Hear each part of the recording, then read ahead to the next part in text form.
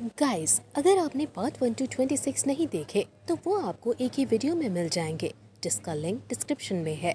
इस वीडियो में हम पार्ट 27 to 30 देखेंगे। तो पिछले पार्ट में हमने देखा था कि रैंकिंग कंपटीशन स्टार्ट हो चुका था, जहां पर यूजे एक एक कर सभी को बहुत ही आसानी से हराता जा रहा था। हालांकि यूजे के जो ओपोनेंट थे उन्हें पहले ही फेंग अपने साथ कर चुका था, लेकिन इसका कोई फायदा नहीं होता क्योंकि यूजे के सामने कोई भी ज्यादा टाइम नहीं टिक पाया था। वैसे अब देखा जाए तो अब सिर्फ 32 लोग ही बचे हुए हैं। इस वजह से अब जो मैचेस होंगे वो पहले से ज्यादा हार्ड होने वाले हैं। तो अब इस पार्ट की स्टार्टिंग में हमें बताया जाता है कि अब टोटल 32 लोग बचे हैं, इसलिए उन्हें 16-16 के 2 ग्रुप्स में डिवाइड किया जाएगा और फिर सभी को 1 वर्सेस 1 फाइट करनी होगी। यहाँ पर अब सभी के नेम प्लेट उनके ओपोनेंट्स के साथ ज्वाइन होते हैं, जिसके बाद हमें जानने को मिलता है कि यूजे की फाइट जियाओ सेट के डिसाइपल के साथ होने वाली है। ये देखकर युआन बाओ कह रहा था कि अब तो हम आराम से इस राउंड को जीत जाएंगे, क्योंकि जो लड़का यूजे से लड़ने आ रहा है वो स्पिरिचुअल फेस मासिज्म के लेवल 6 पर है और इतने लेवल वाले दूसरे डिसाइपल को यूजे पहले भी हरा चुका है। लेकिन तभी मास्टर वू कहता है कि हमें अपने ओपोनेंट को इस तरह से कम नहीं समझना चाहिए। भले ही दूसरे ओपोनेंट का और जियाओ नैन का लेवल सेम है, लेकिन जियाओ नैन जियाओ सेट का डिसाइपल है और हर सेट की ट्रेनिंग और टेक्निक डिफरेंट होती है। यहाँ पर अब मिस यू को भी यूजे की चिंता होने लगी थी। इस वजह से वो उससे कहती है कि यूजे लड़ने के साथ साथ अपना भी ख्याल रखना, जिस पर यूजे भी हाँ करता है। जियाओ नैन के सामने आ जाता है। इसके बाद वहाँ तियान जियान, मैनर के एल्डर और कुछ डिसाइपल्स मिलकर वहाँ एरिना के पास आकर एक बड़ा सा बैरियर क्रिएट करते हैं, जिससे इनके अटैक से बाकी लोगों को चोट ना लगे। अब यहाँ एरिना में यूजे और जियाओ नैन दोनों पहले एक दूसरे को इंट्रोड्यूस करते हैं और उसके बाद अपने वेपन निकाल लेते हैं। यहाँ सबसे पहले जियाओ नैन अपनी स्वॉर्ड से यूजे पर हमला करता है और उसने अभी विंड स्टाइल टेक्निक यूज की थी, पर यूजे उसके सामने से हट नहीं रहा था, जिस वजह से मिस यू को उसकी चिंता होती है और तभी यूजे अपने मिस्टिक वेन्स को एक्टिवेट करते हुए हेवी स्वॉर्ड को आगे करते हैं और फिर जियाओ नैन जैसा सेम अटैक करता है। बस यहाँ उसने अपनी फायर पावर यूज की थी, इससे जियाओ नैन की विंड स्ट्राइक टूट जाती है। बल्कि अब यूजे की ही फायर एनर्जी जियाओ नैन पर भारी पड़ने लगती है। इस वजह से अब जियाओ नैन भी यूजे की तारीफ करते हुए कह रहा था कि तुम्हारी मिस्टिक एनर्जी सच में पावरफुल है। पर अब इतने में ही यूजे जंप करते हुए सीधा जियाओ नैन पर हमला कर देता है और इससे बचने के लिए जियाओ नैन भी तुरंत जंप करते हुए हवा में आ जाता है। उसे पीछे हटता देख जियाओ सेट के लोग भी बहुत हैरान थे, पर अब यहाँ जियाओ नैन अपनी हेवनली ईगल स्वॉर्ड टेक्निक का इस्तेमाल करता है और सीधा ही पूरी स्पीड से यूजे की तरफ हमला करने के लिए बढ़ता है। लेकिन यहाँ यूजे इस बार भी सामने से हट नहीं रहा था। ये देखकर वहाँ मास्टर वू कह रहे थे कि आखिर यूजे ये क्या कर रहा है। वहाँ दूसरी तरफ जियाओ सेट का मास्टर भी कह रहा था कि यूजे समझदार है, शायद उसने हार मान ली। अच्छा है, वैसे भी वो हमें नहीं हरा सकता। लेकिन अब एरिना में जियाओ नैन की तलवार जैसे ही यूजे को जाकर लगती है तो इससे यूजे को एक खरोच भी नहीं आती। ये देखने के बाद सभी लोग और भी ज्यादा हैरान हो चुके थे। वैसे यहाँ जियाओ नैन भी हैरान था, पर तभी यूजे अपनी हेवी स्वॉर्ड हमला करते हुए जियाओ नैन को वहाँ से दूर हटा देता है। इससे सभी और ज्यादा शॉक हो जाते हैं। तभी वहाँ यूजे के सोल सी के अंदर से जैस्मीन से बोलती है कि तुम यहाँ क्या बेवकूफी कर रहे हो। अगर ड्रैगन गॉड का ब्लड तुम्हारी हेल्प ना करता तो तुम इस अटैक से बच नहीं पाते। वैसे भी ग्रेट दाओ बुद्धा टेक्निक की तुम अभी सिर्फ सेकंड स्टेज पर हो, इसलिए ऐसी बेवकूफी मत दोहराना। अब यहाँ यूजे उससे कहता है कि अरे वाह, तुम्हें होश आ गया। जिस पर जैस्मीन कहती है कि इस तरह की लड़ाई के बीच में कोई कैसे सोच सकता है। अब यूजे उससे कहता है कि चिंता मत करो, मैं इस लड़ाई को बहुत ही जल्द खत्म कर दूंगा। और इतना कहते हुए वो अपनी हेवी स्वॉर्ड को लेकर सीधा ही जियाओ नैन के ऊपर हमला करने लगता है। वो बार बार अपनी स्वॉर्ड से स्ट्राइक कर रहा था, जिस वजह से जियाओ नैन उसके अटैक को रोक नहीं पाता और हड़बड़ाते हुए पीछे हो जाता है। लेकिन अब इस चीज से उसे भी गुस्सा आ गया था। इस वजह से वो फिर से एक बार हवा में आता है और अपनी सबसे पावरफुल टेक्निक यूज करता है। यहाँ उसने अपनी सारी पावर इस टेक्निक को यूज करने में लगा दी थी। इस टेक्निक का नाम हेवनली ईगल विंड स्ट्राइक है और अब जियाओ नैन इसका यूज करते हुए सीधा पूरी स्पीड के साथ अपनी तलवार को लेकर यूजे की तरफ बढ़ रहा था। दूसरी तरफ सभी ये देखकर कह रहे थे कि जियाओ नैन ने अपने ट्रम्प कार्ड का यूज कर दिया है, अब यूजे को कोई नहीं बचा सकता। पर अब यहाँ यूजे अपनी हेवी स्वॉर्ड को आगे करता है, जिससे वो ज़ियाओ नान के अटैक को बहुत ही आसानी से रोक लेता है और इसके बाद वो उसकी तरफ हमला करते हुए उसे वहाँ से दूर हटा देता है। अब ज़ियाओ नान खुद भी ये देखकर हैरान था, पर इतने में यूचे अपनी तलवार लेकर उसके सामने आ जाता है, जिस वजह से ज़ियाओ नान को हार माननी पड़ती है। वो कहता है कि तुम सच में स्ट्रॉन्ग हो। इस पर यूचे कहता है कि हाँ, मानना पड़ेगा, तुम भी स्ट्रॉन्ग हो। अभी ये चीज देखकर सभी लोग बहुत हैरान थे। उसी दौरान हम एक दूसरे मास्टर को देखते हैं जिसकी आंख पर पट्टी बंधी हुई थी। वो यहाँ यूचे की पार देखकर बहुत इम्प्रेस लग रहा था, क्योंकि उसने शुरू से लेकर अभी तक यूचे के हर एक मैच को बहुत ही अच्छी तरह से ऑब्जर्व किया है। अब इसके बाद सीधा नाइट का सीन आता है, जहाँ पर हम देखते हैं कि सभी लोग वापस अपने रूम की तरफ लौट रहे थे। लौटते वक्त यहाँ मिस यू यूचे से उसकी चोट के बारे में पूछती है, जिस पर यूचे कहता है कि उसकी चोट अब ठीक है। वैसे मेडिसिन लेने के बाद उसकी इंजरीज भी जल्दी जल्दी ठीक हो रही हैं। अब यहाँ जाते वक्त मास्टर वो यूचे से कहते हैं कि कल तुम्हारी फाइट थंडर फायर सेक्ट से होने वाली है, जिस पर युआन बाओ कहता है कि चिंता की बात नहीं है, ब्रदर इन लॉ उन्हें भी बहुत आसानी से हरा देंगे। पर इस बात पर मास्टर वो कहने लगते हैं कि नहीं, हम उन्हें कमजोर नहीं समझ सकते, क्योंकि थंडर फायर सेक्ट के पास 2 स्पेशल टेक्निक है जो कि उसे पावरफुल बनाती हैं। अभी वो यूचे को उनकी स्पेशल टेक्निक के बारे में समझा रहे थे, पर तभी रास्ते में उन्हें थंडर फायर सेक्ट का वो मास्टर मिलता है जो कि यूचे को देखकर थोड़ा इम्प्रेस लग रहा था। इसका नाम मोतियान भी है और इसे लोग मास्टर वू कहते हैं। तो अभी मोतियान भी यहाँ यूचे से कहता है कि मैंने तुम्हारी फाइट देखी, तुम सच में बहुत ही ज्यादा पावरफुल हो, लेकिन मुझे समझ में नहीं आता कि ऐसा टैलेंट मामूली सी शेंग फेंग एकेडमी में क्या कर रहा है। बल्कि मैं तुम्हें ऑफर देता हूँ कि तुम हमारे सेट को ज्वाइन कर सकते हो, क्योंकि शेंग फेंग एकेडमी में तुम्हें कुछ नहीं मिलने वाला।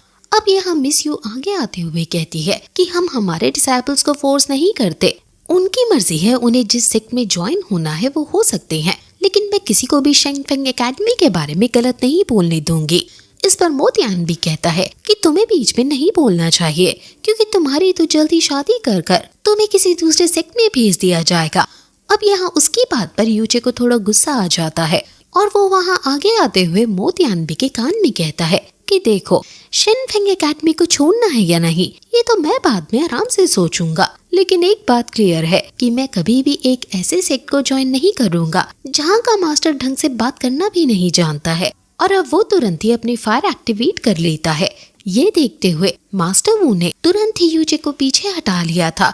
वो यहाँ पर मोतियानबी की पार देखकर कहते हैं कि मैं इसे नहीं रोक सकता, हमें यहाँ से जाना होगा। पर अब इतने में ही अचानक से मोतियानबी की पार काम करना बंद कर देती है और तभी हम देखते हैं कि वहाँ पीछे से यूचे और उसके कुछ साथी डिसाइपल्स जा रहे थे। यहाँ अपनी पार को यूज ना कर पाने की वजह से मोतियान भी बहुत एम्बैरेसिंग फील करता है और वहाँ से चला जाता है। अभी यूचे सोच रहा था कि कहीं अभी अभी यूशन ने तो मेरी हेल्प नहीं की। वैसे इसके बाद सीधा अगले दिन का सीन आता है। यहाँ हम देखते हैं कि थंडर फायर सेक्ट से मुयू और रॉयल फैमिली की तरफ से यूचे दोनों ही सामने आ चुके थे। यहाँ मुयू को पहले से ही पता था कि कल रात क्या हुआ है, इस वजह से वो अभी यूचे को बहुत गुस्से से देख रहा था और उससे कह रहा था कि कल रात का बदला मैं तुमसे लेकर रहूंगा। वैसे कल ही रात मास्टर वू ने यूचे को मुयू की पार के बारे में थोड़ा बहुत बताया था। उन्होंने ये भी कहा था कि मुयू के मूव्स को समझ पाना थोड़ा डिफिकल्ट है, क्योंकि उसके मूव्स को डॉज कर पाना और समझ पाना एक टाइम पर नहीं किया जा सकता। इस वजह से यूचे को थोड़ा देख कर रहना होगा। इस पर यूचे कहता है कि वो सब कुछ संभाल लेगा।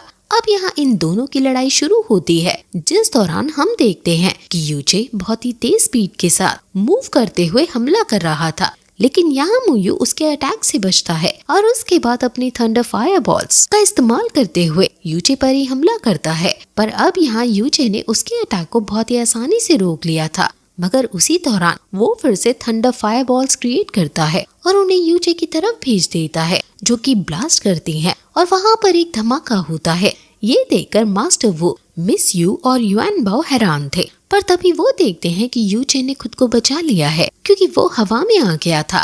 वैसे अभी उसकी स्पीड को देखते हुए बाकी लोग बहुत हैरान थे। एक मास्टर कहते हैं कि ये कैसे हो सकता है, क्या वो क्लोन था या इल्यूजन था, क्योंकि अभी अभी तो यूचे नीचे था। अब वहाँ हवा में यूचे कहता है कि मैंने सुना था कि तुम्हारे पास स्पेशल टेक्निक है, क्या यही तुम्हारी स्पेशल टेक्निक है? अगर हाँ तो फिर तुम मुझे कभी नहीं हरा सकते। इतना कहते हुए अब वो अपनी फायर फिनिक्स बर्ड को वहाँ समन करता है और उसके साथ कंबाइन होते हुए अपनी स्वॉर्ड का इस्तेमाल कर फायर ब्लास्ट अटैक करता है। यहाँ पर वैसे मुयू ने फिर से अपनी वही स्पेशल टेक्निक का इस्तेमाल किया था, पर उसको कोई फर्क नहीं पड़ता और यूजे के अटैक की वजह से वो वहाँ से बहुत दूर फेंक जाता है और नीचे गिर जाता है।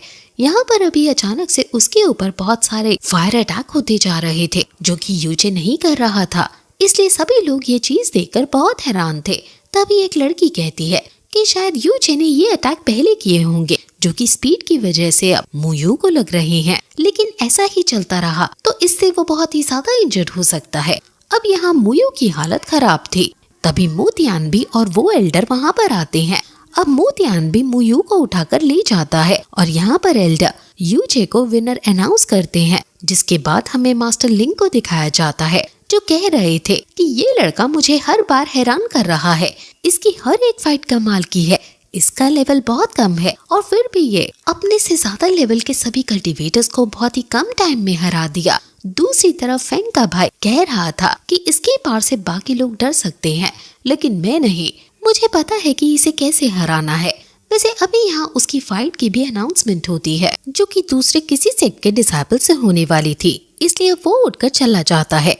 इसके बाद अब रात का सीन आता है जहाँ हम देखते हैं कि यूजे, मिस यू और यान बाओ अभी सेलिब्रेट कर रहे थे, पर तभी वहाँ पर मास्टर वू आते हैं जो कि यूजे से कहते हैं कि तुमने कमाल कर दिया, हम टॉप 8 में आ चुके हैं, ये मेरे लिए किसी ड्रीम के पूरे होने जैसा है। लेकिन अब वो यूजे से ये भी कहते हैं कि एक बात का ध्यान रखना कि भले ही तुम टॉप 8 में आ गए हो, लेकिन इस चीज से सभी का ध्यान भी अभी तुम्हारे ऊपर ही है। हर एक सेक्ट कोशिश करेगा कि वो तुम्हें अपने रास्ते से हटा सके, क्योंकि हर किसी को रैंकिंग कंपटीशन में जीतना है।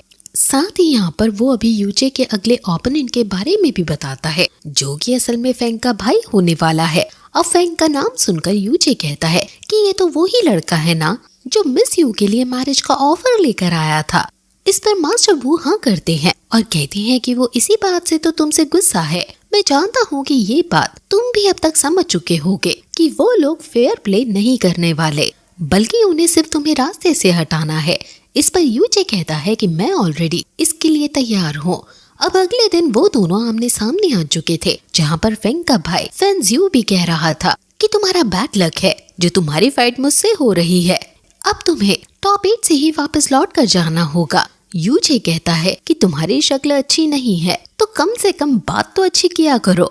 इस पर फेंजियो भी को गुस्सा आ जाता है और वो हमला करने के लिए अपनी डेमन फ्लेम्स का यूज करता है, लेकिन अब इस अटैक को यूजे ने बहुत ही आसानी से रोक लिया था, जो देखकर सभी हैरान थे। यहाँ पर फेंजियो भी कहता है कि तुमने मेरी 60% पार को रोक लिया, तुम सच में स्ट्रॉन्ग तो हो, लेकिन अब तुम मेरे अगले अटैक से नहीं बच सकते। इतना कहते हुए वो वहाँ हवा में आ जाता है और अपनी पर्पल फ्लेम्स को एक्टिवेट करने लगता है। और अब जब वो अपनी एनर्जी को रिलीज करता है तो ये एनर्जी वहाँ बैरियर के बाहर तक भी फैल रही थी। इस वजह से सभी उसकी पार को देखकर हैरान थे। अब यहाँ एनर्जी रिलीज करने के बाद वो कई सारे स्वॉर्ड स्ट्राइक्स भी यहाँ यूजे की तरफ करना शुरू कर देता है, जिनसे यूजे बहुत ही स्पीड के साथ भागते हुए बच रहा था। पर तभी वो नोटिस करता है कि जहाँ पर भी स्वॉर्ड स्ट्राइक गिर रही थी वहाँ पर फेंजियो का एक क्लोन क्रिएट हो जा रहा है। ये चीज देखने के बाद वहाँ स्काई बर्निंग सेट का मास्टर कहता है कि हमें फेंजियो की चिंता करने की जरूरत नहीं, वो अच्छे खासे स्टेज पर पहुँच चुका है, अब वो यूजे से किसी भी कीमत पर नहीं हार सकता।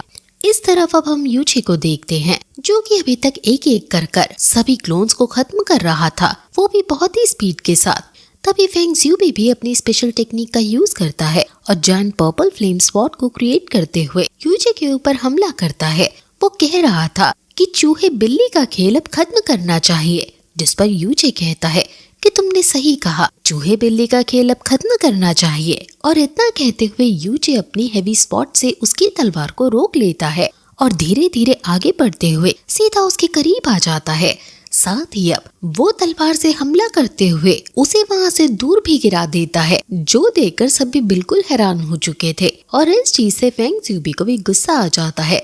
वो खड़े होते हुए कहता है कि बहुत बढ़िया, तुमने मेरी इस टेक्निक को भी रोक दिया, लेकिन अगली टेक्निक को रोकना तो क्या, तुम मुझसे जिंदा भी नहीं बच पाओगे। और इतना कहकर वो फिर से अपने स्पिरिचुअल स्वॉर्ड को क्रिएट करता है, जिसमें से बहुत ही ज्यादा फ्लेम्स निकल रही थी और उसकी पावर भी एकदम से बहुत ही ज्यादा बढ़ती जा रही थी। ये स्पेशल स्वॉर्ड इतनी ज्यादा खतरनाक थी कि इससे वहाँ ऊपर बने बैरियर को भी फर्क पड़ रहा था। दूसरी तरफ ये देखकर स्काई बर्निंग सेक्ट के सभी मास्टर भी हैरान थे।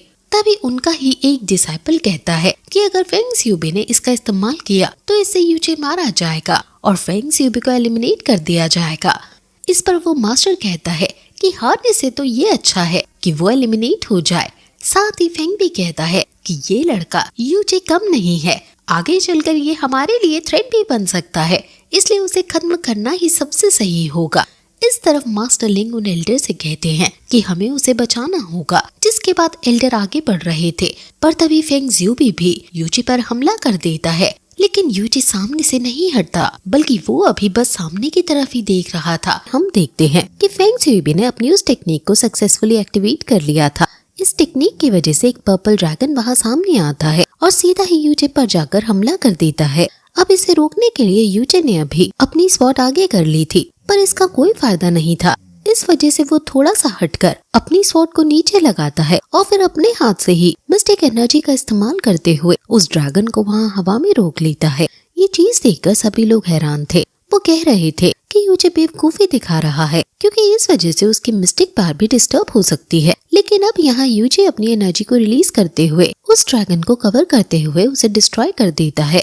अब उस ड्रैगन के डिस्ट्रॉय होने की वजह से यहाँ फेंग ज़्यूबी की भी एनर्जी खत्म हो चुकी थी, जिस वजह से अब वो वहाँ घुटनों के बल आ जाता है। दूसरी तरफ हम स्काई बर्निंग सेट के मास्टर को देखते हैं, जो इस वक्त बहुत ही ज्यादा हैरान था और कह रहा था कि ये लड़का सिर्फ अपने हाथों से पर्पल फ्लेम ड्रैगन को कैसे खत्म कर सकता है। अब इस तरफ एरिना में यहाँ एल्डर अनाउंस करते हैं कि यूचे ने ये मैच जीत लिया है और अब वो सेमीफाइनल में पहुंच चुका है। यहाँ यूचे के बहुत सारे फैन बन गए थे, जो कि इस बात से बहुत ही ज्यादा खुश थे। अब यूचे वहाँ एल्डर के पास आते हुए उनसे कहता है कि आप मुझे बचाने के लिए आ रहे थे, इसके लिए आपका शुक्रिया। लेकिन अब तभी एल्डर नोटिस करते हैं कि फेंग ज़्यूबी अपनी जगह पर नहीं है, बल्कि वो तो वहाँ पीछे से यूचे पर हमला करने के लिए आ रहा था। लेकिन यूचे ने भी ये चीज पहले ही नोटिस कर ली थी, इसलिए वो तुरंत ही अपनी स्वॉर्ड को पीछे करते हुए फेंग ज़्यूबी की स्वॉर्ड को तोड़ देता है और उसे वहाँ से दूर फेंक देता है। इससे फेंग ज़्यूबी को बहुत चोट आई थी, जिस वजह से उसका बहुत खून भी बह गया था। लेकिन यूचे यहाँ एल्डर से कहता है कि चिंता की बात नहीं है, क्योंकि उसने फेंग ज़्यूबी को जान से नहीं मारा है।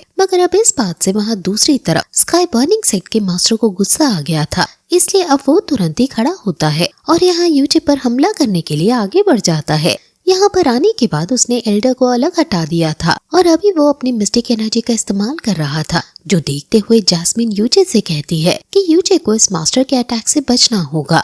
अगर मास्टर के हाथ यूचे को टच करते हैं तो इससे यूचे को बहुत ज्यादा चोट आ सकती है। इसलिए अब यूचे सामने से हट जा रहा था, लेकिन इससे उस मास्टर को और ज्यादा गुस्सा आता है और वो अपने पर्पल फ्लेम ड्रैगन को समन कर लेता है।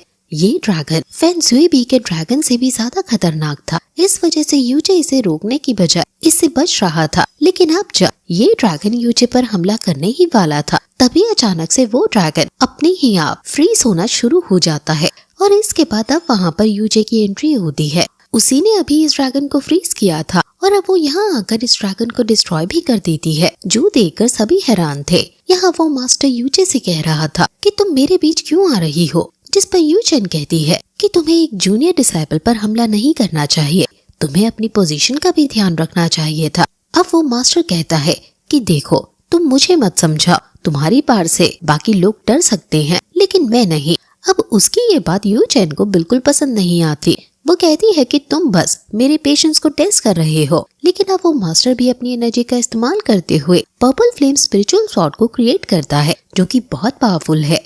अब इसके बाद वो यूचेन के ऊपर हमला कर रहा था, लेकिन यूचेन पहले ही अपनी आइस एनर्जी का इस्तेमाल करते हुए उसकी स्वॉर्ड को पूरी तरह से जमा देती है। यहाँ अभी उस मास्टर को अपना हाथ भी दूर करना पड़ता है, क्योंकि अगर वो ऐसा नहीं करता तो वो भी वहीं पर फ्रीज हो जाता। अब यहाँ यूचेन ने उस स्वॉर्ड को डिस्ट्रॉय कर दिया था और इसके बाद अब वो एक बड़ा सा आइस क्रिस्टल क्रिएट करती है और उससे उस मास्टर पर हमला कर देती है। अभी सभी लोग देखते हैं कि इस अटैक के बाद वो मास्टर नीचे गिर चुका है और साथ ही अभी उसकी हालत भी बहुत ही ज्यादा खराब है। ये देखकर सभी लोग हैरान थे और कह रहे थे कि यू चेन किंग फेस मैसिज्म लेवल पर पहुंच चुकी है। वैसे अभी क्विंग यू और उसकी दोस्त भी हैरान थी और सोच रही थी कि आखिर यू चेन ने इंटरफेयर क्यों किया, लेकिन फिर उन्हें याद आता है कि यू चेन पहले भी यू चे की मदद कर चुकी है। वैसे अब यहाँ एरिना में फेंग आता है और यू चेन से माफी मांगते हुए कहता है कि हमारे मास्टर को अपने ही एक डिसाइपल को चोट लगने की वजह से गुस्सा आ गया, उन्हें माफ कर दीजिए। जिस पर यू चेन कहती है कि तुम्हें मुझसे माफी मांगने की जरूरत नहीं है। इसके बाद अब फेंग यहाँ मास्टर लिंग से माफी मांग रहा था। अब मास्टर लिंग कहते हैं कि वैसे तो स्काई बर्निंग सेक्ट ने गलती की, लेकिन उन्हें इस चीज की अच्छी तरह से सजा मिल चुकी है। और दूसरी चीज ये है कि यू चे को भी मास्टर की वजह से कोई चोट नहीं आई है, इस वजह से तुम्हें इस बार के लिए माफ कर दिया जाता है, लेकिन आगे से ऐसी कोई गलती नहीं होनी चाहिए। अब फेंग यहाँ मास्टर लिंग और यू चेन दोनों को ही थैंक्स कहता है। और वैसे अभी यू चे भी यू शन को थैंक्स कहने वाला था, पर यू शन उसकी बात पर ध्यान नहीं देते हुए वहाँ से चली जाती है। इसके बाद अब एल्डर यहाँ पर अनाउंस करते हैं कि अगला मैच जियाओ सेक्ट से जियाओली और क्विंग यू के बीच होने वाला है। अब ये बात सुनकर यहाँ युआन बाओ बहुत ही ज्यादा खुश था। अब यहाँ बैटल एरिना में हम देखते हैं कि जियाओली और क्विंग यू दोनों आमने सामने आ चुके थे। क्विंग यू अभी याद कर रही थी कि कल ही रात यू शन ने उससे कहा था कि उसकी फाइट जियाओली से होने वाली है, इस वजह से वो अपनी पूरी पावर का इस्तेमाल ना करे और अपनी ट्रू स्ट्रेंथ को शो ना करे। तो अब यहाँ पर लड़ाई शुरू होती है, जिस दौरान हम देखते हैं कि जियाओली अभी क्विंग यू पर कई तरह के हमले कर रहा था, लेकिन क्विंग यू उसके हर एक अटैक से बच रही थी। वैसे वो बीच बीच में अपने कुछ नॉर्मल अटैक्स कर देती थी, जिस वजह से जियाओली को कुछ ज्यादा खास चोट नहीं लग रही थी। पर जियाओली फिर भी कह रहा था कि मानना पड़ेगा, तुम ताकतवर हो क्योंकि तुमने मेरे हर एक अटैक को रोक लिया। अभी वहाँ दूसरी तरफ जियाओ सेक्ट के मास्टर कह रहे थे कि मैंने जियाओली से पहले ही कहा था कि अपने ओपोनेंट को कम ना समझे, कहीं जियाओली कोई गलती ना कर बैठे। अब इस तरफ बैटल ग्राउंड में हम देखते हैं कि जियाओली यहाँ अपने बहुत पावरफुल टेक्निक का इस्तेमाल करता है, जिसे फेंजी स्वॉट टेक्निक कहते हैं। लेकिन यहाँ इस टेक्निक को भी क्विंग यू ने आइस क्रिस्टल लोटस की मदद से रोक लिया था, जो देखकर जियाओली अभी बहुत ही ज्यादा हैरान था। दूसरी तरफ युआन बाओ कह रहा था कि सिस्टर सिर्फ जियाओली के अटैक को रोक रही है, वो खुद से कोई अटैक क्यों नहीं कर रही। इस पर यू चे कहता है कि शायद क्विंग यू जियाओली को थकाने की कोशिश कर रही है, जिससे वो उसे इजीली हरा सके। पर तभी जैस्मिन यू चे से कहती है कि ऐसा कुछ भी नहीं है, अगर क्विंग यू चाहे तो वो सिर्फ 5 मूव्स के अंदर जियाओली को हरा सकती है। अब ये सुनकर यू चे हैरान था। यहाँ पर जैस्मिन बताती है कि क्विंग यू के पास हेवनली मैजेस्टिक वेन्स है, साथ ही उसके पूरे 54 मेरिडियंस भी अनलॉक है, और इसके साथ साथ उसके पास इनफाइनाइट मिस्टिक एक्विजिट बॉडी है, जो कि बहुत रेयर है, और ऐसी बॉडी कई हजारों सालों में किसी एक के पास ही देखने को मिलती है। ये सब सुनने के बाद यू चे बहुत ही ज्यादा हैरान हो गया था, लेकिन उसे भी ज्यादा कुछ समझ नहीं आया था। अब हम वापस से यहाँ बैटल एरिना में देखते हैं कि अभी जियाओली की हालत खराब थी, उसका कोई भी अटैक क्विंग यू को डैमेज नहीं पहुंचा पा रहा था। इस वजह से वो हड़बड़ी में फिर से फेंजी स्वॉट टेक्निक का इस्तेमाल कर रहा है, और इस बार वो अपनी पूरी एनर्जी लगा देता है। लेकिन अंत में इस टेक्निक को भी क्विंग यू ने एक ही अटैक के साथ डिस्ट्रॉय कर दिया था। पर अब इसी वजह से जो एनर्जी फैलती है वो आसपास के बैरियर को भी डिस्ट्रॉय कर देती है। अभी सभी को लग रहा था कि ये मैच यहीं पर ओवर हो चुका होगा और शायद इन दोनों के बीच ड्रॉ हो चुका है, लेकिन अब क्विंग यू और जियाओली दोनों ने ही हार नहीं मानी थी। अब जियाओली यहाँ जिंग शेन स्वॉट का इस्तेमाल करता है और कहता है कि फादर ने सही कहा था, मुझे तुम्हें कमजोर नहीं समझना चाहिए था। वैसे अब इस नई टेक्निक की वजह से उसकी स्वॉट अपना शेप चेंज कर लेती है। ये देखते हुए वहाँ उसके मास्टर भी हैरान थे। वो कह रहे थे कि अब जियाओली नहीं हार सकता, ये मैच वही जीतेगा। लेकिन अब जब जियाओली यहाँ क्विंग यू के ऊपर हमला करने के लिए आगे बढ़ने वाला था, तभी अचानक से उसकी पूरी बॉडी फ्रीज हो जाती है और उसकी स्वॉर्ड भी उसके हाथ से नीचे गिर जाती है, और कुछ देर बाद वो भी पूरी तरह से फ्रीज होकर नीचे गिर चुका था। पर अब उसकी बॉडी वापस से नॉर्मल भी होने लगी थी। ये देखते हुए उसके सेट के वो मास्टर को गुस्सा आता है और वो यहाँ क्विंग यू पर हमला करने के लिए नीचे आ जाते हैं। लेकिन तभी एल्डर ने वहाँ पर आकर उस मास्टर को रोक लिया था। एल्डर उससे कहते हैं कि तुम्हें तो क्विंग यू को थैंक्स कहना चाहिए, क्योंकि शुरुआत से ही वो अपनी बार को रोक रही थी, जिससे जियाओली को ज्यादा चोट ना लगे, वरना अब तक जियाओली बुरी तरह से इंजर्ड हो चुका होता। अब वो एल्डर भी बात मान लेता है और जियाओली के पास आ जाता है। वैसे अब इसके बाद यहाँ से सीन चेंज होता है और सीधे रात का सीन आ जाता है। यू चे यहाँ जैस्मिन से पूछ रहा था कि दोपहर में उसने जो बात कही थी उसका मतलब क्या था, तो अब जैस्मिन उसे डिटेल में बताना शुरू करती है। वो कहती है कि क्विंग्यू के पास इनफाइनाइट मिस्टिक एक्विजिट बॉडी है। इसका मतलब उसके पास एक इनफाइनाइट एनर्जी सोर्स है, वो भी खुद उसकी बॉडी के अंदर ही। और इस चीज को अवेकन करने के बाद वो बहुत ही ज्यादा पावर का इस्तेमाल कर सकती है। लेकिन एक तरह से देखा जाए तो ये उसके लिए खतरा भी है, क्योंकि इसके ही कारण वो एक एल्केमी फर्नेस की तरह यूज भी की जा सकती है। अब यहाँ यूजे को कुछ भी समझ नहीं आ रहा था। जब वो डिटेल में पूछता है तो यहाँ जैस्मिन कहती है कि इनफाइनाइट एनर्जी सोर्स होने के कारण कोई भी ताकतवर कल्टीवेटर उसका यूज करना चाहेगा।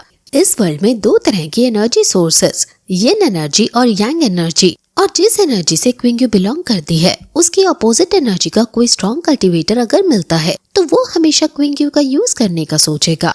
अब यूजे पूछता है कि क्या क्विंग्यू को ये बात पता नहीं है, जिस पर जैस्मिन कहती है कि बिल्कुल उसे ये सब पता नहीं है, वो सिर्फ खुद को दूसरों से अलग समझती है। अब इसके बाद यहाँ से सीन चेंज होता है और हम एल्डर कुन को देखते हैं, जो कि इस वक्त एक क्रिस्टल के थ्रू तियानवी स्वॉर्ड रीजन के यंग मास्टर से बात कर रहे थे। वो यंग मास्टर यहाँ पर कहता है कि आपने खुद से मुझे याद किया, ऐसा पहले तो कभी नहीं हुआ, आप मुझसे क्या कहना चाहते हो? जिस पर एल्डर कुन कहते हैं कि मैंने सुना है कि तुम्हें किसी इनफाइनाइट मिस्टिक एक्विजिट बॉडी की तलाश है। तुम ये सुनकर खुश होगे कि मुझे एक ऐसी बॉडी मिल चुकी है। अगर तुम इंटरेस्टेड हो तो मुझे बता सकते हो। ये सुनकर यंग मास्टर हैरान था। वो चिल्लाते हुए कहता है कि बिल्कुल, मुझे थोड़ा डिटेल में बताइए। अब यहाँ एल्डर कुन हंसने लगते हैं और अब सीन चेंज होता है और अगले दिन पर आ जाता है, जहाँ सेमीफाइनल स्टार्ट हो चुका था और यूजे की फाइट लिटिल जी के साथ होने वाली थी। लिटिल जी अभी भी यूजे को बॉस कहकर बुला रहा था, जैसा कि उसने प्रॉमिस किया था। तो इस पर यूजे कहता है कि कमाल है, मुझे लगा कि तुम अपना प्रॉमिस भूल चुके होगे। इस पर लिटिल जी कहता है कि नहीं, ऐसा बिल्कुल नहीं है, पर वो ये भी कहता है कि अब मैं बहुत स्ट्रॉन्ग हो चुका हूँ, इस वजह से इस बार मैं ही जीतूंगा। अब उनमें लड़ाई शुरू होने वाली थी, लेकिन इसके पहले यहाँ लिटिल जी अपनी त्यान यांग स्वॉर्ड को निकालता है। इसे देखकर सभी लोग हैरान थे, क्योंकि ये त्यान सैंड मैनर की 3 डिवाइन स्वॉर्ड में से एक है। दूसरी तरफ मास्टर लिंग भी अभी हैरान होकर कह रहे थे कि आखिर इसने शुरुआत में ही त्यान यांग स्वॉर्ड क्यों निकाल ली। इस पर उनके साथ बैठा डिसाइपल कहता है कि पिछली बार लिटिल जी यूजे से हार गया था, इस वजह से वो इस बार यूजे को ही हराना चाहता है। अब इस तरफ हम देखते हैं कि लिटिल जी यूजे पर हमला कर रहा था, पर यूजे ने भी अपनी हेवी स्वॉर्ड निकाल ली थी और इसके बाद अब वो भी आगे बढ़ गया था। उन दोनों के अटैक्स टकराते हैं, जिसकी वजह से वो आसपास का बैरियर हिलने लगता है, पर बाकी के डिसाइपल्स ने उस पर अपनी एनर्जी डालते हुए उसे बचा लिया था। लेकिन अब इसके बाद यहाँ लिटिल जी यूजे के आसपास बहुत ही तेजी से घूमने लगा था, साथ ही वो बार बार उसकी तरफ स्वॉर्ड भी फेंक रहा था, लेकिन यूजे हर बार उसकी स्वॉर्ड से बचते हुए उसे रोक लेता है, जिस वजह से लिटिल जी को और ज्यादा गुस्सा आने लगा था। अब वो रुकता है और अपने स्वॉर्ड को कई सारे क्लोन बनाता है और यूजे पर हमला करना शुरू कर देता है, लेकिन इनसे भी यूजे बहुत ही स्पीड के साथ भागते हुए बच रहा था। कुछ देर बाद वो गोल घूमते हुए यहाँ लिटिल जी के बिल्कुल नजदीक से निकलता है, जिस वजह से अभी लिटिल जी के सारे स्वॉर्ड क्लोन्स उसी की तरफ बढ़ रहे थे। लेकिन लिटिल जी को पता है कि उन्हें कैसे रोकना है। वो उसमें से असली वाली स्वॉर्ड को पकड़ लेता है, जिसकी वजह से सारे क्लोन और वो टेक्निक रुक जाती है।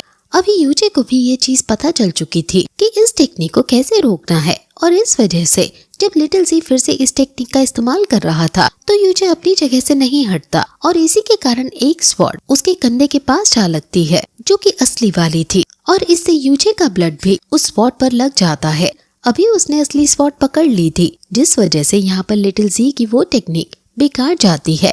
अब यूजे कहता है कि तुम अब इस टेक्निक का इस्तेमाल नहीं कर सकते। साथ ही यूजे उसकी स्वॉर्ड भी वापस कर देता है, क्योंकि बिना स्वॉर्ड के लिटिल जी लड़ नहीं सकता। इस तरफ मास्टर लिंग इस चीज को देखकर हैरान थे। वो तुरंत ही अपने डिसाइपल से कहते हैं कि वो लिटिल जी को एक दूसरे स्वॉर्ड दे। इसके बाद उसने यहाँ तियान यान स्वॉर्ड लिटिल जी को दे दी थी, जो कि दूसरी डिवाइन स्वॉर्ड है। ये देखने के बाद सभी लोग बहुत ही ज्यादा हैरान हो चुके थे, क्योंकि अब लिटिल जी 2 डिवाइन स्वॉर्ड के साथ यूजे से फाइट करने वाली है। हम देखते हैं कि यूजे और लिटिल जी आमने सामने थे। लिटिल जी यहाँ पर यूजे से कहता है कि तुम सच में बहुत ही ज्यादा स्ट्रॉन्ग हो चुके हो, इतनी पावरफुल डिवाइन स्वॉर्ड्स का इस्तेमाल कर रहा हो, लेकिन फिर भी तुमने मेरे अटैक्स को रोक लिए। इस पर यूजे भी कहता है कि तुम भी एक समय पर 2 डिवाइन स्वॉर्ड का इस्तेमाल कर रहे हो, इसका मतलब तुमने भी खुद को पहले से बहुत स्ट्रॉन्ग बना लिया है। लेकिन मैं चाहता हूँ कि हम जल्दी से इस लड़ाई को खत्म करें, इसलिए अब तुम भी अपनी पूरी पावर का इस्तेमाल करना। अब इसके बाद लिटिल जी अपनी उसी तियान यांग स्वॉर्ड के कई सारे क्लोन बनाते हुए यूजे की तरफ भेजता है, जिन्हें यूजे अपनी हेवी स्वॉर्ड की मदद से हटाते जा रहा था। लेकिन उन क्लोन्स की कमाल की बात ये थी कि वो बार बार यूजे की तरफ बढ़ रहे थे। अब जब यूजे फिर से उन्हें सामने से हटा रहा था, उसी दौरान लिटिल जी अपनी दूसरी तलवार लेकर यहाँ यूजे पर हमला कर देता है। यूजे भी उसे रोक रहा था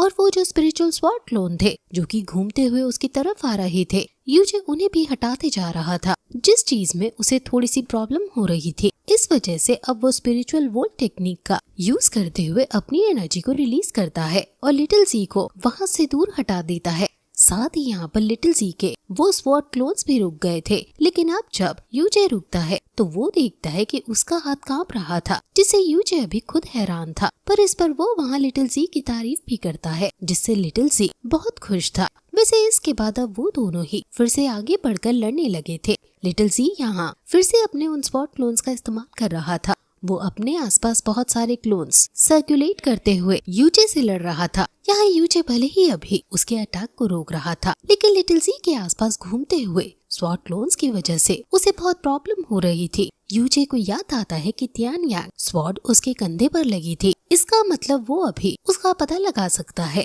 अब जब वो थोड़े ध्यान से देखता है तो उसे वो असली वाली तलवार दिख जाती है, जिसके बाद यूजे आगे बढ़ता है और अपनी हेवी स्वॉर्ड से तियान यांग स्वॉर्ड पर हमला करते हुए उसे वहाँ से गिरा देता है, जिससे लिटिल जी का वो फॉर्मेशन रुक जाता है। इस चीज से सभी लोग हैरान थे, पर फिर अब लिटिल जी फिर से अपनी दोनों तलवार लेकर आगे बढ़ने लगता है। लेकिन तभी अचानक से यूजे की हेवी स्वॉर्ड आगे से टूटकर नीचे गिर जाती है। अब ये चीज देखने के बाद हर कोई बहुत ज्यादा हैरान था। यहाँ मास्टर लिंग कह रहे थे कि लिटिल जी ने तो सच में मुझे भी सरप्राइज कर दिया, उसने हेवी स्वॉर्ड को ब्रेक कर दिया। अब तो यूजे चाहकर भी कुछ नहीं कर सकता। वैसे अब तभी उनका बेटा लिंगयुन उनसे कहता है कि लिटिल जी 2 डिवाइन स्वॉर्ड्स का इस्तेमाल कर रहा था, इस वजह से वो अब तक इस मैच में सरवाइव कर पाया है, वरना एक स्वॉर्ड से तो वो यूजे से पिछले एपिसोड में ही हार चुका होता। इस तरफ एरिना के अंदर अभी लिटिल जी यूजे से उसकी तलवार टूट जाने की वजह से माफी मांग रहा था। वो कहता है कि मुझे माफ कर देना, मुझे ऐसा नहीं पता था, मैं तुम्हारे लिए दूसरी तलवार रेडी करवा दूंगा। जिस पर यूजे कहता है कि नहीं, तुम्हें माफी मांगने की जरूरत नहीं है, शायद इस तलवार और मेरा साथ यहीं तक का था। इसके बाद अब यूजे उस टूटे हुए टुकड़े को उठाते हुए अपनी स्टोरेज रिंग में रख लेता है और साथ ही अब उस तलवार को भी वापस रख रहा था। पर तभी वो तलवार खुद से ही स्टोरेज रिंग की एनर्जी को रिफ्लेक्ट करने लगती है। यहाँ यूजी और बाकी सभी को ये चीज समझ नहीं आई थी, पर तभी अचानक से उसके सर के ऊपर एनर्जी से बने हुए बादल अपीयर होने लगे थे। साथ ही उसकी तलवार से भी कुछ स्पार्कल्स निकल रहे थे। वैसे वो हैरान तो था, पर वो समझ गया था कि उसकी तलवार इस तरह बिहेव क्यों कर रही है।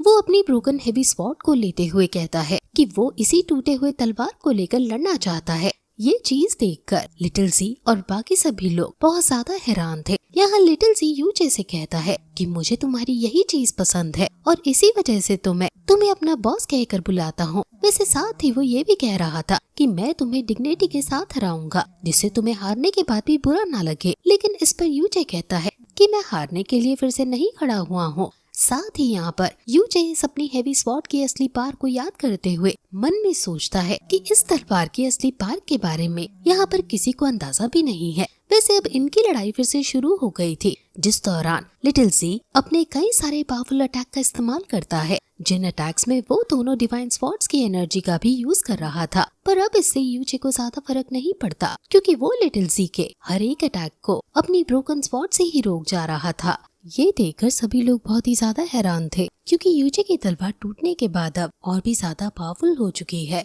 साथ ही अब लिटिल जी को भी यहाँ थोड़ी प्रॉब्लम हो रही थी, लेकिन फिर वो फैसला करता है कि वो अपनी पूरी पावर का इस्तेमाल करेगा। इसके बाद अब वो डबल डिवाइन स्वॉर्ड की कंबाइन अटैक का इस्तेमाल करने लगता है। ये लिटिल जी का सबसे ज्यादा पावरफुल अटैक है। वो अब यहाँ हवा में आ गया था, जिसके बाद अब वो दोनों तलवारों की एनर्जी का इस्तेमाल करने को तैयार था। दूसरी तरफ मास्टर लिंग कह रहे थे कि ये लिटिल जी का स्पेशल अटैक है, अगर यूजे ने इस अटैक को रोक लिया तो लिटिल जी हार जाएगा, लेकिन अभी उनके हिसाब से यूजे लिटिल जी के अटैक को नहीं रोक सकता। अब यहाँ पर जब लिटिल जी उस अटैक को परफॉर्म करता है तो वहाँ एक बड़ी सी स्पिरिचुअल स्पॉट क्रिएट हो जाती है जो कि अभी यूजे की तरफ बढ़ रही थी, लेकिन यूजे ने भी अब अपनी उस ब्रोकन हेवी स्वॉर्ड को आगे कर लिया था। यूजे बिल्कुल भी डरा हुआ नहीं था। हम देखते हैं कि अचानक से यूजे की हेवी स्वॉर्ड के अंदर से एक एनर्जी निकलती है और लिटिल जी की उस स्पिरिचुअल स्वॉर्ड को डिस्ट्रॉय कर देती है। इसके बाद वहाँ पर धमाका होता है और लिटिल जी की दोनों स्वॉर्ड्स के वो सारे स्वॉर्ड क्लोन थे वहाँ से इधर उधर भी फेंकने लगते हैं। साथ ही अब वो बैरियर भी टूट चुका था, जिसकी वजह से ये क्लोन सभी आसपास के लोगों की तरफ भी जा रहे थे, पर वो सभी लोग अपने सामने एक और बैरियर क्रिएट करते हुए खुद को बचा लेते हैं। इस तरफ अब जब धूल हटती है तो हम देखते हैं कि लिटिल जी हार चुका था। साथ ही वो कह रहा था कि मुझे तुमसे नहीं लड़ना, मैं हार मानता हूँ। वैसे वो ये भी कहता है कि मैं आज के बाद तुमसे कभी फाइट नहीं करूँगा। अब यहाँ यूजे जी चुका था, इसलिए वो वहाँ से आगे बढ़ने लगता है, लेकिन अब तभी हम देखते हैं कि वही मास्टर लिंग के पास बैठे एल्डर कुन यूजे से कहते हैं कि तुम सच में टैलेंटेड हो, अगर तुम चाहो तो तुम तियानवी स्वॉर्ड रीजन को ज्वाइन कर सकते हो। अब ये सुनकर सभी लोग हैरान थे। इस तरफ एल्डर वो कह रहे थे कि यूजे इस ऑफर को रिजेक्ट कर ही नहीं सकता। तियानवी स्वॉर्ड रीजन हमारी शेन फेंग एकेडमी से कहीं ज्यादा एडवांस लेवल पर है। साथ ही अभी बाकी सभी लोग भी यही सोच रहे थे कि ये बहुत ही ज्यादा बड़ी अपॉर्चुनिटी है। पर अब यहाँ नीचे यूजे एल्डर कुन से माफी मांगता है और कहता है कि अभी तो मेरा शेन फेंग एकेडमी को छोड़ने का कोई इरादा नहीं है। ये सुनकर सभी लोग हैरान हो जाते हैं। वहाँ अभी यूजे की बात सुनकर एल्डर वो गुस्सा कर रहे थे कि ये लड़का पागल हो गया है क्या, या एल्डर कुन को गुस्सा दिलाने की कोशिश कर रहा है। अब तभी युआन बाओ उनसे कहता है कि आप चाहते क्या हो कि यूजे शेन फेंग एकेडमी को छोड़कर तियानवी स्वॉर्ड रीजन को ज्वाइन कर ले। इस पर एल्डर वो कुछ नहीं कह पाते। वैसे इस तरफ अभी सभी को लग रहा था कि शायद एल्डर कुन को यूजे पर गुस्सा आ रहा होगा, पर तभी एल्डर कुन अपने पास से क्रिस्टल निकालते हुए यूजे को देते हैं और कहते हैं कि मैं तुम्हारे डिसीजन की रिस्पेक्ट करता हूँ, लेकिन अगर फ्यूचर में कभी तुम्हारा प्लान चेंज हो तो तुम इस क्रिस्टल के थ्रू मुझसे कांटेक्ट कर सकते हो। इसके बाद अब यूजे उन्हें थैंक यू कहता है और वहाँ से चला जाता है। वैसे अब इसके बाद वो तियानज़ेन मैनर के एल्डर विनर घोषित करते हैं और फिर बाद में वो अगले राउंड के बारे में बताते हैं जो कि क्विंग और लिंग यू के बीच में होना है। अब इस वजह से वहाँ युआन बाओ बहुत खुश था। हम देखते हैं कि अब दोनों की फाइट शुरू हो रही थी। इस बीच लिंग यून अपने एक ही हाथ का इस्तेमाल कर रहा था क्योंकि क्विंग यू एक लड़की है। अभी ये चीज देखकर उसकी मदर कह रही थी कि क्विंग यू लड़की है, इस वजह से लिंग यून इस फाइट को ज्यादा सीरियसली नहीं ले रहा है। पर फिर वो आवाज लगाते हुए उससे कहती है कि तुम्हें इस लड़ाई को जल्दी जल्दी खत्म करना चाहिए। अब इसके बाद यहाँ लिंग यून अपनी पूरी पावर का इस्तेमाल करने का फैसला करता है। अब वो अपने कई सारे स्वॉर्ड क्लोन्स क्रिएट करता है, लेकिन इन्हें क्विंग यू ने आइस बैरियर की मदद से रोक लिया था। अब इसके बाद लिंग यू बहुत ही स्पीड के साथ उसकी तरफ हमला करने के लिए बढ़ रहा था। हम देखते हैं कि इसकी वजह से क्विंग यू के चेहरे पर से वो मास्क हट गया था। अब यहाँ सभी लोग क्विंग यू का फेस देखकर हैरान हो जाते हैं। किसी की भी नजर क्विंग यू से नहीं हट रही थी। सभी लोग कह रहे थे कि वो कितनी खूबसूरत है। यहाँ तक कि अभी लिंग यून भी लड़ने का भूलकर उसे ही देख रहा था, जिस पर अभी उसकी मदर वहाँ कह रही थी कि बाप बेटे दोनों एक से ही हैं। वैसे अब लड़ाई कंटिन्यू करने के लिए यहाँ क्विंग यू अपनी एनर्जी गैदर करते हुए अपने स्पिरिचुअल रिबन को समन करती है, जिसे देखकर सभी लोग हैरान हो जाते हैं क्योंकि इस टेक्निक का इस्तेमाल करने के लिए कल्टीवेटर को एक सर्टेन लेवल पर होना चाहिए। पर जितना लेवल क्विंग यू का उस स्टोन पर दिखाया गया था, उतने लेवल में इस स्पिरिचुअल रिबन का इस्तेमाल करना लगभग नामुमकिन है। वो कह रहे थे कि क्या क्विंग यू अपने लेवल को छुपा रही थी। वैसे अभी यहाँ यूजे इस बात से हैरान था, लेकिन फिर जैस्मीन उससे कहती है कि वो पहले ही उसे समझा चुकी है कि क्विंग यू का लेवल किसी के लिए भी पता लगाना पॉसिबल नहीं है। वैसे इसके बाद अब यूजे उससे एक सवाल पूछता है, पर उसने क्या सवाल पूछा ये चीज हमें नहीं बताई जाती। दूसरी तरफ हम देखते हैं कि अभी लिंग यू क्विंग यू पर कई तरह के अटैक करने की कोशिश करता है, लेकिन अब क्विंग यू बिना किसी डैमेज के उन सभी अटैक्स को रोक जा रही थी। ये चीज देखकर सभी लोग बहुत ही ज्यादा हैरान लग रहे थे। साथ ही यहाँ अभी क्विंग यू के अटैक से लिंग यून भी थकने लगा था, क्योंकि क्विंग यू के अटैक रोकने में उसकी ज्यादा बार इस्तेमाल हो रही थी, जिस वजह से उसकी एनर्जी भी खत्म होती जा रही थी। ये देखकर यहाँ मास्टर लिंग थोड़े घबराए हुए लग रहे थे, क्योंकि असल में पिछली बार के रैंकिंग कंपटीशन में लिंग यू जीता था और इस बार उसके जीतने के चांसेस कम लग रहे हैं। इस तरफ एरिना में लिंग यू की हालत भी अब खराब थी। क्विंग्यू के अटैक्स के बाद अब वो घुटने पर आ चुका था, जो कि आज तक उसकी पूरी लाइफ में कभी नहीं हुआ है। अभी उसे समझ नहीं आ रहा था कि वो क्विंग्यू को कैसे हराएगा, लेकिन उसी दौरान वहाँ दूर से लिटिल जी अपनी डिवाइन स्वॉर्ड फेंकता है, जिससे यहाँ लिंग्यू के अंदर थोड़ी मोटिवेशन आ चुकी थी। वो खड़े होते हुए कहता है कि मैं हार नहीं मानूंगा, मैं तुम्हें हराकर इस रैंकिंग कंपटीशन को जीतूंगा। अब इसके बाद वो लिटिल जी से ली ह्यू तियान विंग स्वॉर्ड के साथ अपना एक स्वॉर्ड स्पिरिट क्लोन क्रिएट करता है, जो क्रिएट कर पाना बहुत ही ज्यादा मुश्किल होता है। वैसे अब यहाँ पर 2 लिंग्यून हो चुके थे, जिन्हें हराना क्विंग्यू के लिए शायद अब पहले से थोड़ा मुश्किल हो सकता है, पर अब जैसे ही वो यहाँ पर हमला करने के लिए आगे बढ़ता है, हम देखते हैं कि अभी लिंग्यून के वो दोनों क्लोन यहाँ क्विंग्यू के ऊपर हमला कर रहे थे। वैसे क्विंग्यू उनके अटैक से बच तो रही थी, लेकिन प्रॉब्लम यही थी कि वो दोनों क्लोन्स अलग अलग डायरेक्शन से हमला कर रहे थे, जिस वजह से उसे थोड़ी सी प्रॉब्लम हो रही थी। लिंग्यून समझदार था, इस वजह से वो सिर्फ एक ही क्लोन की मदद से पहले हमला करता और दूसरे क्लोन को पीछे की डायरेक्शन से भेजता है। हालांकि क्लोन वहाँ पर एक ही है, दूसरा वाला असली लिंग्यून है। अब इस तरफ हम यूजे को देखते हैं, जो ये देखकर अभी कह रहा था कि ये 2 क्लोन्स नहीं है, इसमें से एक असली है। इसका मतलब अगर असली वाले को रोका जाए तो शायद नकली जो क्लोन है वो अपने आप ही डिस्ट्रॉय हो जाएगा। अब इस पर एल्डर वो कहते हैं कि हाँ, तुमने सही कहा, लेकिन ऐसा करना बहुत मुश्किल है, क्योंकि ये क्लोन सेम एनर्जी से बने हुए हैं। इसका मतलब किसी एक में ज्यादा एनर्जी को महसूस कर पाना नामुमकिन है। दोनों में ही बराबर बराबर एनर्जी स्प्लिट है। हालांकि इसके बाद एल्डर वो ये भी कहते हैं कि इस टेक्निक को कंटिन्यू रख पाना बहुत ही ज्यादा मुश्किल है, क्योंकि एनर्जी स्प्लिट करना कोई आसान बात नहीं। कोई हाई से हाई लेवल का कल्टीवेटर भी ज्यादा से ज्यादा इस टेक्निक को सिर्फ 15 मिनट तक परफॉर्म कर सकता है, और ये बात वहाँ लिंग्यून भी जानता था। वो समझ गया था कि जल्द ही उसकी ये टेक्निक रुक जाएगी और वो हार जाएगा, इसलिए वो अपनी पूरी पार लगा देता है। वो यहाँ पर 10,000 स्पोर्ट क्लोन टेक्निक का इस्तेमाल करते हुए क्विंग्यू के ऊपर हमला करता है, लेकिन उसके ये सारे क्लोन क्विंग्यू आसानी से रोकते जा रही थी। हालांकि क्विंग्यू को भी पता था कि जल्दी उसकी एनर्जी भी खत्म होने वाली है और अब उसके पास और कोई चारा भी नहीं बचा था अपनी सबसे पावरफुल टेक्निक को यूज करने के अलावा। हालांकि यूजे ने उसे इस टेक्निक का यूज करने से मना किया था, पर यूजे भी समझ रही थी कि अब सिचुएशन बदल चुकी है। यहाँ पर क्विंग्यू तुरंत ही अपनी खास टेक्निक डोमेन एक्सपेंशन, जिसे आइस क्लाउड डोमेन भी कहा जाता है, उसे यूज करती है।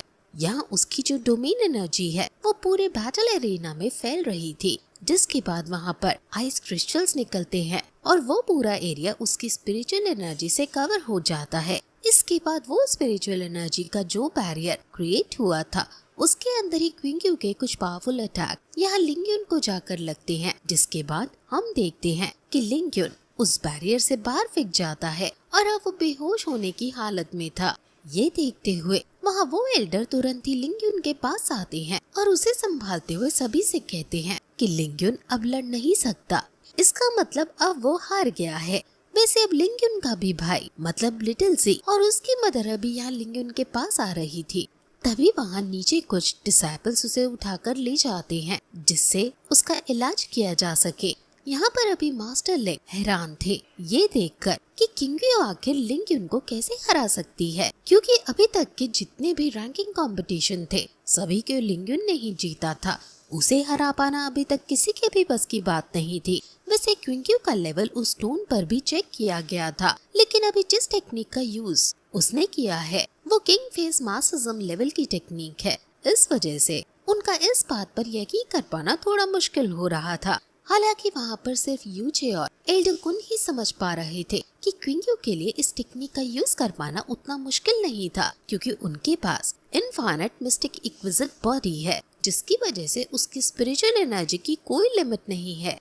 अब ये मैच ओवर हो चुका था, इस वजह से यहाँ पर एल्डर अनाउंस करते हैं कि क्विंग्यू ने ये मैच जीत लिया है और अगली फाइट अगले दिन यूजे और क्विंग्यू की होगी। दूसरी तरफ हम वहाँ क्विंग्यू की फ्रेंड को देखते हैं, जो कि आइस क्लाउड इमॉर्टल पैलेस में उसके साथ ही डिसाइपल है। वो यहाँ पर कह रही थी कि किंग्यू ने भले ही यहाँ लिंग्यून को हरा दिया, लेकिन इस टेक्निक को यूज करने की वजह से उसने भी बहुत ही ज्यादा एनर्जी गिव की है, उसे रिकवर करने में टाइम लगेगा। वैसे इसके बाद अब सीन चेंज होता है और रात के टाइम हम देखते हैं कि अभी यूचे क्विंग्यू से मिलने के लिए आई थी। क्विंग्यू अभी कल्टीवेशन कर रही है क्योंकि उसे कल के मैच के लिए अपनी एनर्जी को रिकवर करना है। पर यहाँ आकर यूचेन अभी उसे एक पिल देती है जो कि बहुत खास पिल थी। क्विंग्यू उसे लेना नहीं चाहती थी। वो कह रही थी कि आप इतनी रेयर पिल मुझे देकर वेस्ट मत कीजिए, लेकिन फिर यूचेन उसे जबरदस्ती उस पिल को खाने को कहती है और फिर क्विंग्यू भी उसे खा लेती है। अब यहाँ यूचेन अभी क्विंग्यू से कहती है कि मैं सिर्फ यही पिल तुम्हें देने के लिए नहीं आई थी, मैं तुम्हें ये भी बताने के लिए आई थी कि कल का मैच तुम्हारे लिए अभी तक का सबसे डिफिकल्ट होने वाला है। भले ही लिंग्यून यूचेन से ज्यादा लेवल पर था, लेकिन फिर भी यूचे को हरा पाना थोड़ा और ज्यादा मुश्किल होगा क्योंकि वो जल्द हार नहीं मानने वाला। वैसे भी उसके सारे मैचेस तुम देख ही चुकी हो, लेकिन अभी तक उसने भी तुम्हारी तरह ही अपनी पूरी पार सभी को नहीं दिखाई है। मैं बस तुम्हें इतना समझा रही हूँ कि कल तुम्हें बिल्कुल भी गलती नहीं करनी है। कल के दिन अगर तुम्हें अपनी पूरी पार शो करना पड़े तो भी तुम कर सकती हो। अब इस पर क्विंग्यू हाँ करती है। वैसे अभी यूचेन यहाँ उससे पूछती है कि तुम जरूर सोच रही होगी कि मैं यूचे के बारे में ये सब कैसे जानती हूँ। इस पर क्विंग्यू हाँ करती है। वैसे वो पूछना भी चाहती थी। अब यूचेन कहती है कि मैं तुम्हें बता सकती हूँ, लेकिन इससे पहले मेरा भी एक सवाल है। लेकिन अब यहाँ इसके बाद सीन सीधा शिफ्ट होकर अगले दिन उसी मैच पर आ जाता है। यूचे और क्विंग्यू दोनों ही आमने सामने आ चुके थे। यहाँ पर क्विंग्यू कह रही थी कि तुम्हें खुद को ज्यादा पुश करने की जरूरत नहीं है। इस पर यूचे कहता है कि बिल्कुल, लेकिन क्या तुम जानती हो कि मैं इस रैंकिंग कंपटीशन में किस लिए आया हूँ? इस पर क्विंग्यू कहती है कि हाँ, मिस यू के लिए। अब यूचे कहता है कि बिल्कुल, पहला रीजन वही है, लेकिन दूसरा रीजन कुछ और है। असल में दूसरा रीजन ये है कि वो क्विंग्यू को साबित करना चाहता है कि वो क्विंग्यू का हस्बैंड बनने के काबिल है, लेकिन अभी वो ये बात क्विंग्यू को नहीं पता था। अब जैसे ही वहाँ पर एल्ड अनाउंस करते हैं कि इस मैच को स्टार्ट किया जाए, तो यहाँ यूचे अपनी तलवार की एनर्जी एक्टिवेट कर लेता है। सभी इस तलवार को देखकर हैरान थे क्योंकि ये यूचे की पहली वाली हेवी स्वॉर्ड नहीं थी। यहाँ पर मास्टर लिंग उस तलवार को पहचान चुके थे। ये तलवार असल में यूचे को वहाँ उस स्पिरिट ड्रैगन के पास से मिली थी, जहाँ उसे वो ड्रैगन ब्लड की पावर्स भी मिली थी। अब यहाँ इस तलवार को देखने के बाद सभी लोग हैरान थे। साथ ही इसकी जो एनर्जी थी वो बहुत ही ज्यादा थी। जब क्विंग्यू यहाँ यूचे पर हमला कर रही थी तो यूचे उसके अटैक को बहुत ही आसानी से डिस्ट्रॉय कर देता है। क्विंग्यू कोशिश करती है कि वो अपनी स्पिरिचुअल एनर्जी से यूचे को पकड़ सके, लेकिन फिर भी यूचे ने यहाँ पर अपनी मिस्टिक एनर्जी को रिलीज करते हुए इस अटैक को भी डिस्ट्रॉय कर दिया था। साथ ही यहाँ पर वो अपने कुछ क्लोन्स बनाते हुए क्विंग्यू की तरफ बढ़ता है। तभी क्विंग्यू सामने क्रिस्टल लोटस क्रिएट करने की कोशिश कर रही थी, पर स्पिरिचुअल लोटस क्रिएट होने से पहले ही यूचे ने उसे रोक दिया था। ये चीज देखने के बाद हर कोई बहुत शॉक था। दूसरी तरफ हम लिटिल ज़ी को देखते हैं। वो कह रहा था कि बॉस सच में बहुत ही ज्यादा स्ट्रॉन्ग है। उन्होंने मेरे साथ लड़ाई में अपनी पूरी पावर का इस्तेमाल नहीं किया था। इस तरफ अभी यूचे फिर से अटैक करने जा रहा था, जिस दौरान क्विंग्यू भी अपना बहुत ही ज्यादा पावरफुल अटैक करती है। लेकिन तभी वहाँ पर यूचे ने अपनी फिनिक्स 5 फ्लेम्स का इस्तेमाल करना शुरू कर दिया था, जिसके बाद क्विंग्यू का वो अटैक इस बार भी डिस्ट्रॉय हो जाता है। ये देखने के बाद सभी लोग फिर से हैरान थे, क्योंकि उन्हें अभी तक नहीं पता था कि यूचे के पास फिनिक्स ब्लड लाइन की भी पावर है। वैसे खासकर यहाँ हमें अभी उस फैंग को दिखाया जाता है जो शुरुआत से ही यूचे को कमजोर समझ रहा था। वैसे इस तरफ में जब एरिना में क्विंग्यू का अटैक कोई काम नहीं कर रहा था तो वो नीचे आ जाती है। अभी वहाँ यूचेन कह रही थी कि तुम्हें अपनी पूरी पावर दिखानी ही होगी, जिसके बाद अब यहाँ क्विंग्यू फैसला करती है कि उसे अपने कुछ पावरफुल अटैक करने होंगे। अब वो यहाँ level 7 ice cloud gate technique का इस्तेमाल करती है, जो कि एक सुप्रीम लेवल की टेक्निक है। ये देखने के बाद सभी लोग हैरान थे, लेकिन यूचे खुश था। वो कह रहा था कि मैं यही चाहता था कि तुम अपनी पूरी पावर दिखाओ।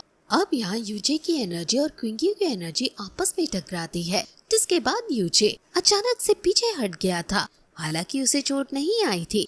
हम देखते हैं कि अब क्विंग्यू वहाँ अपनी स्पिरिचुअल एनर्जी से एक विंड टॉर्नाडो क्रिएट करती है, लेकिन यूचे उस टॉर्नाडो के बीच से होते हुए हमला करने के लिए आगे आने लगता है। पर तभी क्विंग्यू का वो टॉर्नाडो उसे पकड़ लेता है, मगर अब यूचे फिनिक्स डांस टेक्निक का इस्तेमाल करते हुए उन चैनों को तोड़ देता है जिन्होंने उसे पकड़ रखा था। और अब इसके बाद यूचे क्विंग्यू पर हमला करते हुए उसे पीछे हटा देता है। अब यूचे यहाँ पर अपनी फिनिक्स फ्लेम बर्ड्स का इस्तेमाल कर रहा था। वो ऐसे कई सारे अटैक क्विंग्यू की तरफ करता है, लेकिन इन्हें क्विंग्यू एक बैरियर बनाकर रोक लेती है। पर अब उसके बैरियर के आसपास आग लग चुकी थी। सभी लोग हैरान थे कि क्या होने वाला है, लेकिन तभी अचानक से हम देखते हैं कि वो बैरियर ब्लास्ट करता है और उसके अंदर से आइस फेनिक्स ब्लड निकलकर सीधा यूजे पर अटैक कर देती है। इससे अब यूजे वहाँ से दूर फेंक चुका था, जिसके बाद अब हम क्विंग्यू को वहाँ से आगे बढ़ता हुआ देखते हैं। वो कह रही थी कि तुम्हें हार मान लेनी चाहिए, तुम मेरे अटैक के सामने अब और नहीं टिक सकते। लेकिन इस तरफ यूचे ने अभी तक हार नहीं मानी थी। ये चीज देखने के बाद यहाँ आइस क्लाउड इमॉर्टल पैलेस की वो सभी गर्ल्स हैरान थी, क्योंकि आइस फेनिक्स से टकराने के बाद यूचे जितने लेवल का कोई भी कल्टिवेटर खड़ा नहीं रह सकता, लेकिन यूचे यहाँ खड़ा हुआ था और लड़ने के लिए भी तैयार था।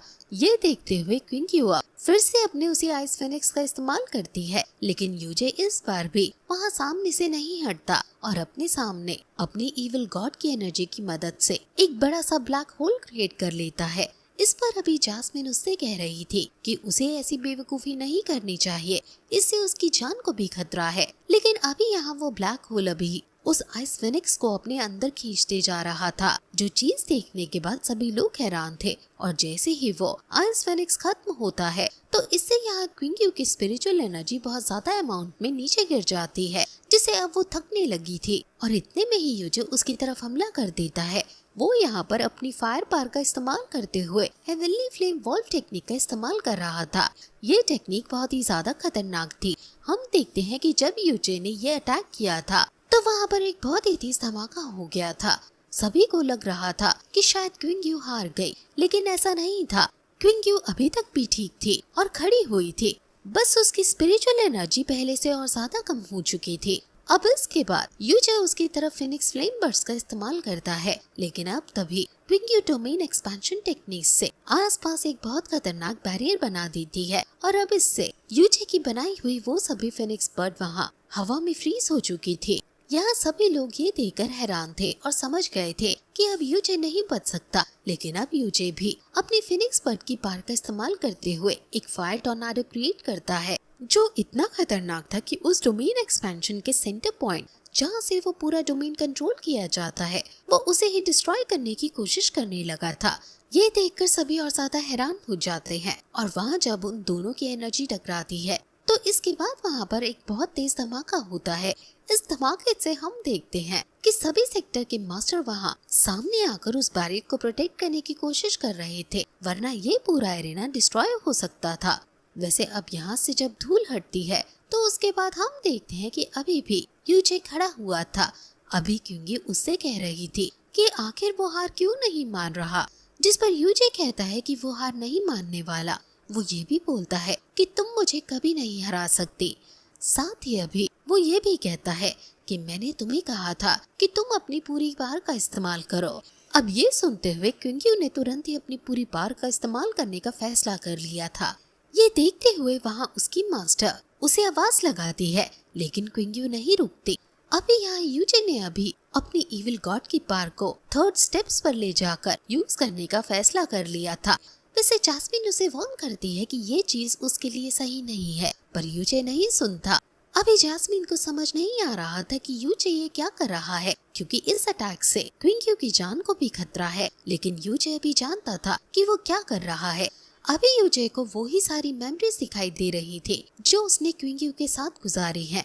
यहाँ हम देखते हैं कि इन सभी मेमोरीज के बाद वो दोनों ही टकराते हैं, जिसके बाद इतनी तेज धमाका होता है कि सभी मास्टर के फिर से क्रिएट किए हुए वो बैरियर पूरी तरह से डिस्ट्रॉय हो चुका था और इस वजह से अभी सभी डिसाइपल्स को उस एनर्जी का सामना करना पड़ता है।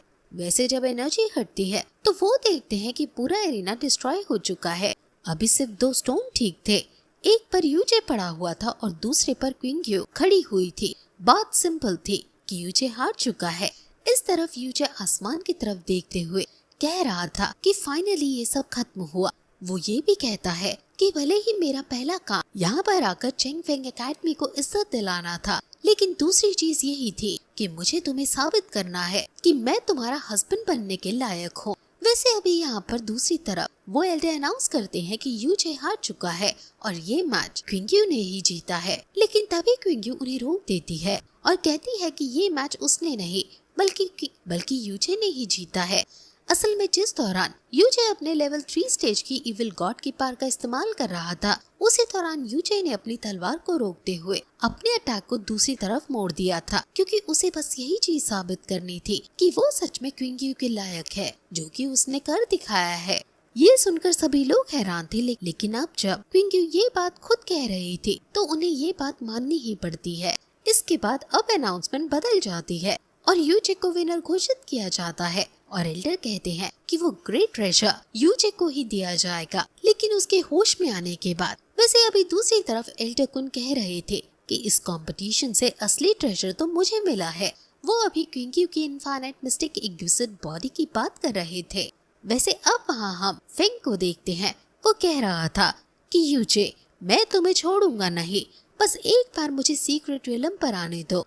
अब यहाँ सीजन 1 की एंडिंग में हमें एक खतरनाक ओल्ड मैन को बंधा हुआ दिखाया जाता है और इसके बाद अब सीजन 1 यहीं पर खत्म हो जाता है।